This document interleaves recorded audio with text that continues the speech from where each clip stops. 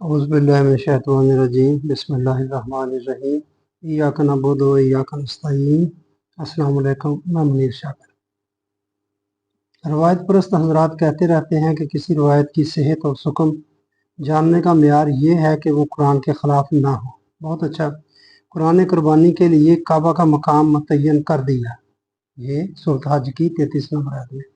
روایات دونوں قسم کی موجود ہیں، وہ بھی جن سے معلوم ہوتا ہے کہ حضور صلی اللہ علیہ وآلہ وسلم نے یا تو خود کعبہ میں قربانی کی اور یا اپنی قربانی کے جانور مکہ بھیجے، اور وہ بھی روایات ہیں جو قرآن کے خلاف یہ بتاتی ہیں کہ حضور صلی اللہ علیہ وآلہ وسلم عید کے موقع پر کہیں اور بھی قربانی کی۔ ہم یہ کہتے ہیں کہ جو احادیث قرآن کے مطابق ہیں وہ صحیح ہیں، لیکن یہ مولوی صاحبان مصر ہیں کہ نہیں، جو حدیث قرآن کے خلاف ہیں وہ صحیح ہیں، اور انہی کے مطابق وہ قربانی کو ہر گلی کوچہ میں واجب قرار دیتے ہیں۔ یہ ہے ان حضرات کا مذہب۔ آگے سید مودودی صاحب نے 2 آیات بتائی تھیں دلیل کے طور پر، جن سے وہ نکالتے ہیں کہ گلی گلی کوچہ کوچہ قربانی کرنی جائز ہے۔ ایک اور ثبوت دلیل پیش کرتے ہیں، عقلی دلیل۔ سب سے بڑا ثبوت اس کے سنت اور مشروع ہونے کا، قربانی کا، یہ گلی گلی جو کرتے ہیں، یہ ہے کہ نبی صلی اللہ علیہ وآلہ وسلم کے عہد مبارک سے لے کر آج تک مسلمانوں کی نسل اس پر عمل کرتی چلی آئی ہے۔ 2 4 یا 10 5 آدمیوں نہیں بلکہ ہر پشت کے لاکھوں کروڑوں مسلمانوں نے اس طریقہ کو اخذ کیا ہے، اور وہ اپنے بعد والی پشت تک کے لاکھوں کروڑوں مسلمانوں تک اسے پہنچایا ہے۔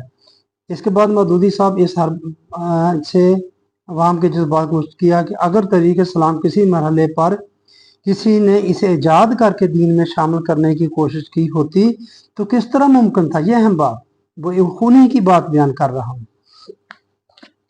کس طرح کسی مرحلے پر کسی نے اسے ایجاد کر کے دین میں شامل کرنے کی کوشش کی ہوتی تو کس طرح ممکن تھا کہ عام مسلمان بالاتفاق رائے اسے قبول کرتے اور کہیں کوئی بھی اس کے خلاف لب کشائی نہ کرتا۔ آخر یہ امت ساری کی ساری منافقوں پر ہی تو مشتمل نہیں رہی ہے کہ حدیثوں پر حدیثیں قربانی کے مشروعیت پر گڑ دی جائیں اور ایک نیا طریقہ ایجاد کر کے رسول اللہ صلی اللہ علیہ وسلم کی طرف منسوب کر دیا جائے، یعنی کہ یہ گلی گلی کوچہ یہ کوئی نیا طریقہ نہیں ایجاد کر دیا گیا اور پوری امت آنکھیں بند کر کے اسے قبول کر بیٹھے۔ اگر یہ مان لیا جائے کہ ہماری پچھلی نسلیں ایسی ہی منافق تھیں تو معاملہ قربانی تک کب محدود رہتا؟ پھر تو نماز، روزہ، حج، زکوٰۃ، بلکہ خود رسالت محمدیہ صلی اللہ علیہ وآلہ وسلم قرآن تک سب ہی کچھ مشکوک و مشتبہ ہو کر رہ جاتا۔ یہ انہی کی بات ہی ساری میں نے بتائی ہے۔ اس کا حوالہ ہے معرف القرآن جلد 9 تاریخ رسالت، عنوان ہے حضرت ابراہیم علیہ السلام، اس کے ذیل میں یہ انہی کے الفاظ بالکل آگے بھی انہی کے۔ افسوس ہے کہ موجودہ زمانے میں بعض لوگ نا خدا کا خوف رکھتے ہیں۔ یہ جرنل جب ہم نے کسی سے اختلاف کرنا ہوتا ہے کسی مولوی نے، افسوس ہے کہ موجودہ زمانے میں بعض لوگ نہ خدا کا خوف رکھتے ہیں، نہ خالق کی شرم، علم اور سمجھ بوجھ کے بغیر جو شخص جس دینی مسئلہ پر چاہتا ہے بے تکلف تیشہ چلا دیتا ہے، پھر اسے کچھ پرواہ نہیں ہوتی کہ اس ضرب سے صرف اسی ایک مسئلہ کی جڑ کٹتی ہے، یہ ساتھ ہی ساتھ دین کی بھی جڑ کٹ جاتی ہے۔ یہ اقتباس تھا سید ابو الاعلیٰ مودودی صاحب کا، جو آپ کے سامنے میں نے رکھنا تھا، حوالہ بتا دیا آپ کو۔ یہ معرف القرآن جلد 9 تاریخ رسالت، عنوان ابراہیم علیہ السلام۔ بات لمبی نہ ہو جائے، آگے پھر چھوٹا سا حوالہ آپ نے خود غور کرتے جانا ہے۔ جو چیز قرآن کے الفاظ یا اسپرٹ کے خلاف ہوگی اسے ہم یقیناً رد کر دیں گے۔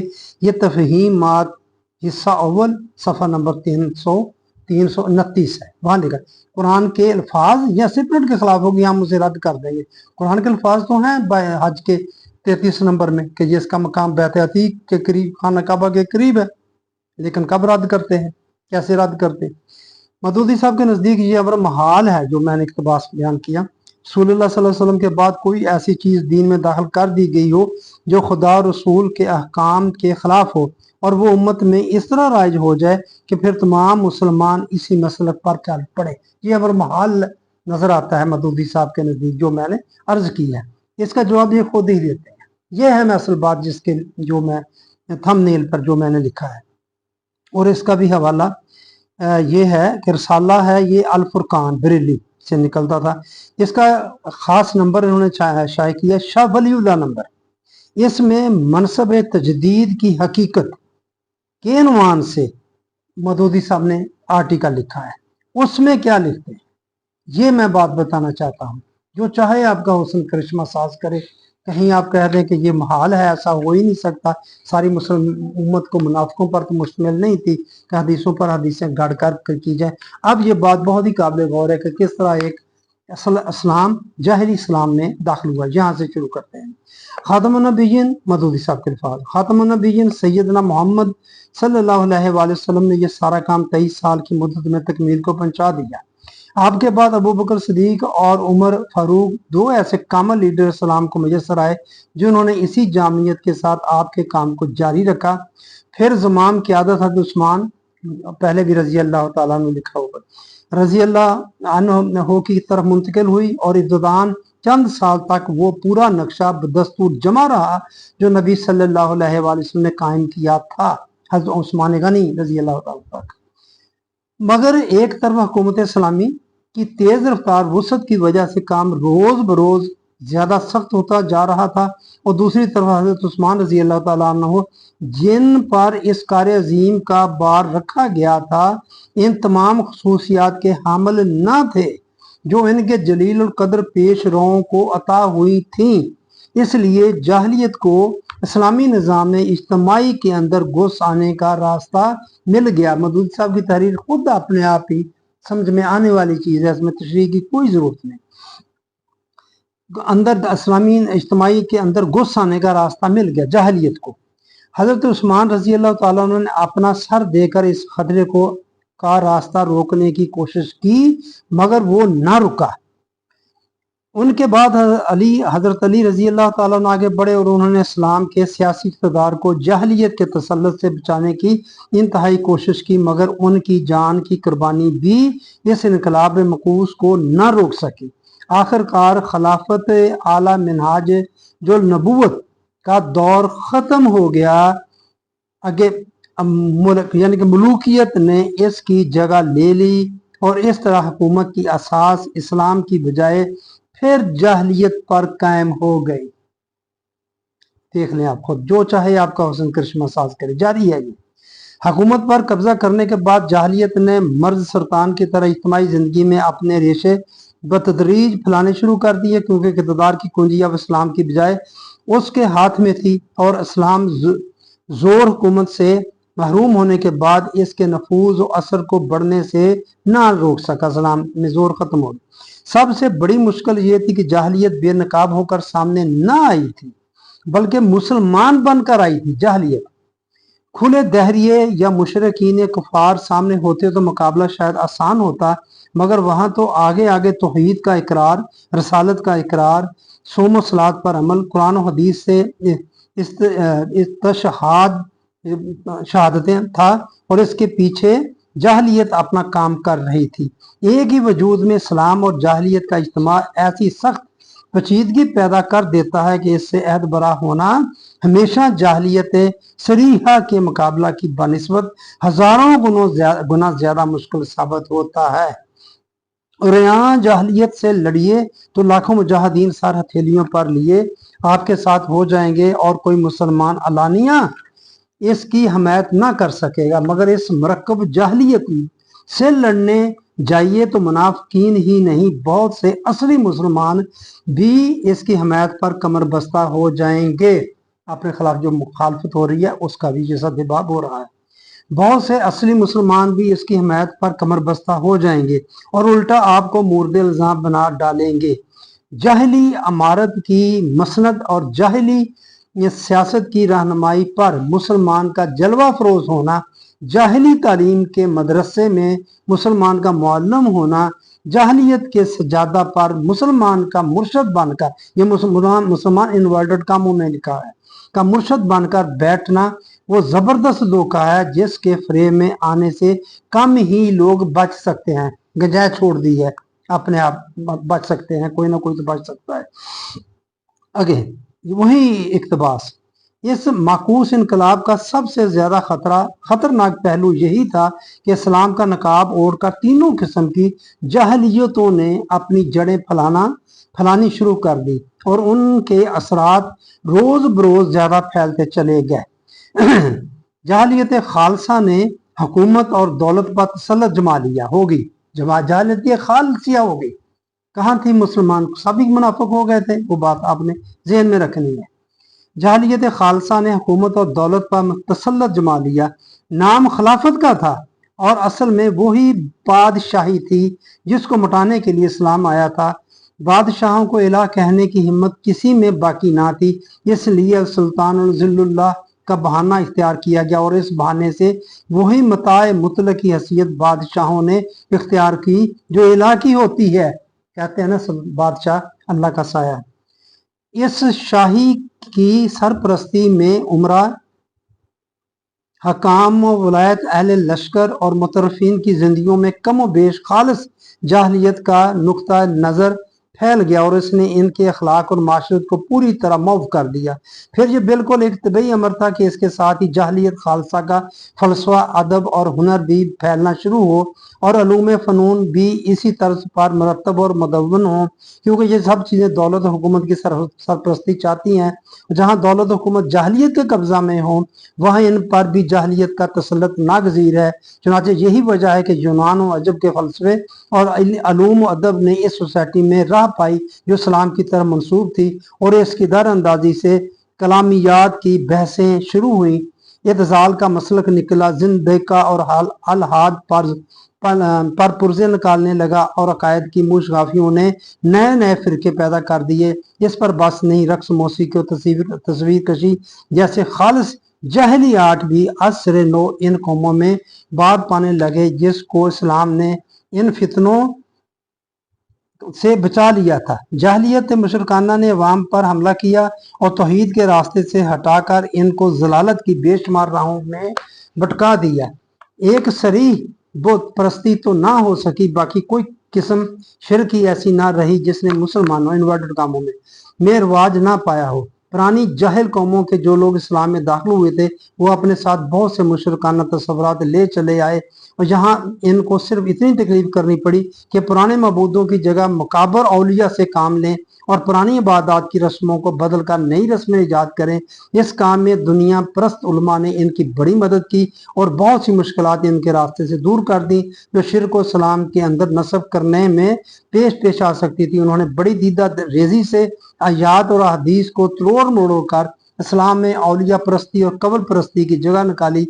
मुशरकाना अमाल के लिए इस्लाम की इस्तिलाही जुबान में से अल्फाज बहम पहुंचाए और एक इस नई शरीयत के लिए रस्मों की ऐसी सूरतें तजवीज़ की कि शिरक जल्ली की तारीफ में ना आ सकी। इस फनी इमदाद के बगैर इस्लाम के दायरे में शिरक बेचारा कहाँ बार पा सकता था। जाहलियत रहबाना ने उलमा, मशाइख, जहाद और पाकबाज लोगों पर हमला किया और इनमें वो खराबियां अपनानी शुरू की जिनकी तरफ मैं इससे पहले इशारा कर रहा हूँ मदूदी साहब को। इस जाहलियत के असर से अशराकी फलसफा, रहबाना अखलाकियात और जिंदगी के हर पहलू में मायूसाना नुक्ता नज़र मुस्लिम सोसाइटी में फैला और इसने ना सिर्फ ये कि अदबियात और अलूम को मुतासर किया बल्कि फिल वाक़या सोसाइटी के अच्छे अनासर को मारफिया का इंजेक्शन देकर सुस्त कर दिया।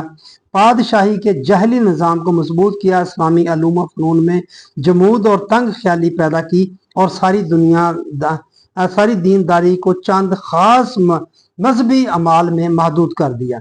बयान के मुताबिक आगे तबसरा के बयान के मुताबिक मदूदी साहब के रसूल सल्लल्लाहु अलैहि वसल्लम की वफ़ात के थोड़े अरसे बाद जाहलियत इस्लाम में घुस आई। उसने मर्द सुल्तान की तरह मुसलमान की इज्तिमाई जिंदगी में अपने अपने रेशे बदरी फैलाने शुरू कर दी और इसके बाद हो ये गया कि इमारत की मसनद और सियासत की रहनुमाई पर जाहलियत मुसलमान का नकाब ओढ़कर बैठ गई। तालीम की मदद से जाहलियत मुसलमानों के लिबास में मुअल्लम बनकर मुतमक्कन हो गई और खानकाहों के सज्जादों पर जाहलियत मुर्शद और मरबी के खिरकों से मुसल्लत हो गई जुबे कुबे। गर्जे के थोड़े ही दिनों के बाद जिंदगी के अनासर सियासत, शरीयत और तसव्वुफ सब पर गैर इस्लामी तस्वुरात छा गए खालिस इस्लाम का नकाब ओढ़कर। ये उस इक़्तिबास से जो बात हम सिर्फ इतना पूछते हैं कि जब सिरे से पूरे के पूरे इस्लाम की जगह एक जदीद इस्लाम ने ले ली थी, जहल इस्लाम जहालत आ गई पूरी की पूरी, और गैर इस्लामी मुतक़दात और माल यकसर इस्लामी शार और मनासिक बन कर मुसलमानों में मरवज हो गए थे, तो इस सलाब जहलियत में अगर ये ख्याल भी बह कर आ गया हो कि हर गली कूचे में कुर्बानी अमर मशरू है, तो इसमें कौन सी बात वजह इस्तेजाब हो सकती है? क्या वजह है? इस पर ताज्जुब करने वाली क्या बात है? तो भाइयों, ये मैं आपके सामने अर्ज करना था। दोनों पहलू मदूदी साहब के रख दिए। जो चाहे आपका हुसन करिश्मा साज करे, आप खुद फैसला कर लें कि पहले वो फरमाते हैं कि किस तरह हो सकता था कि लोग इस तरह करते जाएं और कोई मुसलमान उम्मत में बोले, क्या सारी उम्मत मुनाफिकों पर ही मुश्तमिल थी? और आगे खुद ही एक लंबा चौड़ा आर्टिकल, बिल्कुल दुरुस्त है, मुझे इससे 100% इतफाक है कि इस तरह ही बिल्कुल इस्लाम के साथ हुआ। अब हमारे पास वो इस्लाम असल में हालत में नहीं है। अब मदूदी साहब के ये पढ़ लें, देख लें इसको, कि अब हमारे सामने वो मसनूई इस्लाम, वो जाहलियत वाला इस्लाम, नाम इस्लाम का है, उसके पीछे जाहलियत है सारी, वो है हमारे सामने। ये मदूदी साहब भी वही बात कर रहे हैं जो मैं अर्ज करता आ रहा हूँ। और यहाँ क्योंकि पस मंजर में कुर्बानी थी, तो इसलिए मैंने इसमें ये कुर्बानी वाला भी उनसर के कर दिया कि ये जो हम करते आ रहे हैं।